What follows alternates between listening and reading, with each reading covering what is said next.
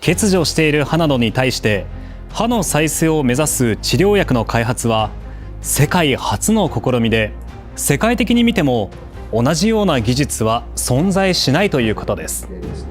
歯医者あれ有名ですよね。既存の技術とやっぱ一線を画しますよね。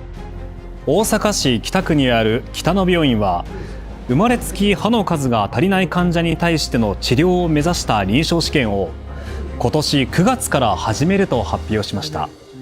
상어는 이빨이 300개밖에 없지만 뽑혀도 이빨이 나서 평생 동안 3만 개의 이빨이 난다고 합니다.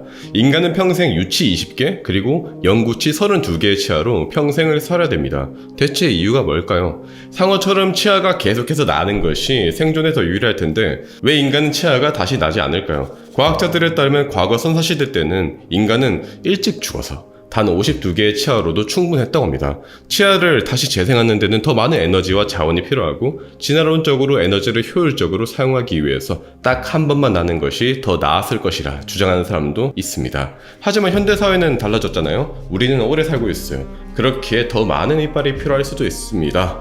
그런데 만약에 주사 한 방에 이빨이 다시 난다면 어떨까요? 2021년 일본 교토대에서 치아를 재생시키는 방법을 발견했고 사이언스 어드밴시스의 그 결과를 발표했습니다.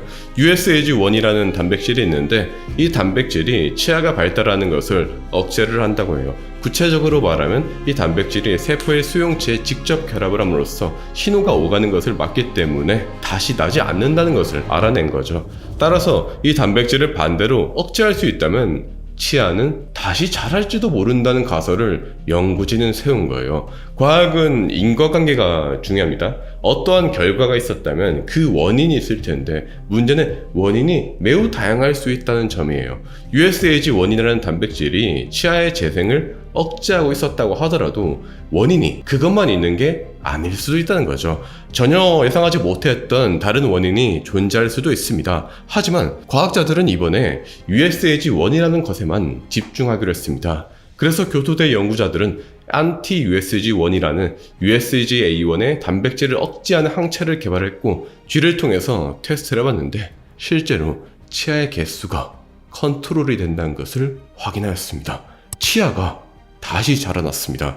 좌측은 USAG-A1이 많은 쥐, 우측은 USAG-A1을 억제시킨 쥐인데 밑에 이빨이 새로 자라나는 것을 볼 수 있었습니다. 하지만 문제가 몇 가지 있었는데요. 첫 번째로 제 아무리 인간의 치아와 유사한 동물을 사용했다고 한들 인간은 아니라는 점. 두 번째로 만약에 USAG1이라는 단백질이 인간에게 매우 중요한 역할을 하는 물질이라면 거칠게 예를 들어서 이거 알고 보니까 머리카락을 자라게 해주는 단백질 중에 하나였다면 USAG1을 억제시키게 되면 탈모가 발생하게 되겠죠. 그래서 연구진은 2021년 이후에 돼지랑 개, 더 나아가 인간에게도 테스트한 것을 목표로 세웠고 계속해서 연구를 했습니다.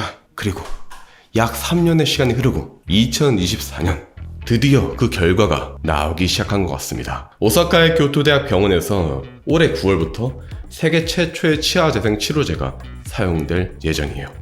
일단은 선천적으로 치아가 많이 없는 전체 인구의 약 1%의 환자들에게 2025년 8월까지 사용할 예정이고요. 30세에서 64세까지 남성 30명이 여기에 참여할 예정이에요. 불과 3년 사이에 이렇게 빠르게 인간에게 임상시험이 된다는 것은 그 사이에 문제가 크게 없었다는 의미겠죠. 실제로 현재 언론에 따르면 동물 연구에서 지금까지 부작용이 확인된 것은 없었다고 합니다. 성인 남성을 통한 실험이 끝나게 되면 2살부터 한 7살까지 어린아이들을 통해서 실험을 하고 그 이후에 2030년부터 약의 판매를 목표로 하고 있다고 합니다. 정맥 주사 딱 한 방에 치아가 다시 나는 세상이 얼마 남지 않은 거죠. 물론 2030년부터라 다소 실망하신 분들도 계실 것 같은데요. 모든 일에는 단계가 있다고 생각해요. 방정식을 배운 다음에 함수를 배우고 1차 방정식을 알아야 2차 방정식을 알듯 하나하나 순서가 있는 법이라고 생각합니다. 연구 계획 역시 마찬가지가 아닐까요? 연구진은 우선은 치아가 정상적으로 나지 않는 무치증 환자를 치료하는 것을 첫 목표로 삼은 거고요. 1차 임상시험으로 성인들을, 그 다음에는 어린아이들을, 그래도 문제가 없다면 2030년에 주사형 치아재생 약물이 판매가 될 겁니다. 만에 하나라도 심각한 부작용이 나타난다면 이 약도 역사의 뒤안길로 사라지게 되겠지만 늘 말씀드렸듯이 과학은 1000개의 씨앗 중에서 단 하나만 자라도 성공이고 남는 게임이에요. 그 살아남은 하나가 세상을 바꾸니까요. 빠르면 10년 내에 임플란트도 필요 없이 주사 한 방에 잃어버린 이빨이 다시 나는 세상이 오게 될지도 모릅니다. 과학자들은 되게 좀 과장하기보다는 약간 좀 조심스러운 편이잖아요. 이번 연구는 근데 이례적이게도 연구자들도 상당한 확신을 가지고 있는 것 같아요. 이번 연구를 주도한 카츠 타카시 교수는 말했습니다.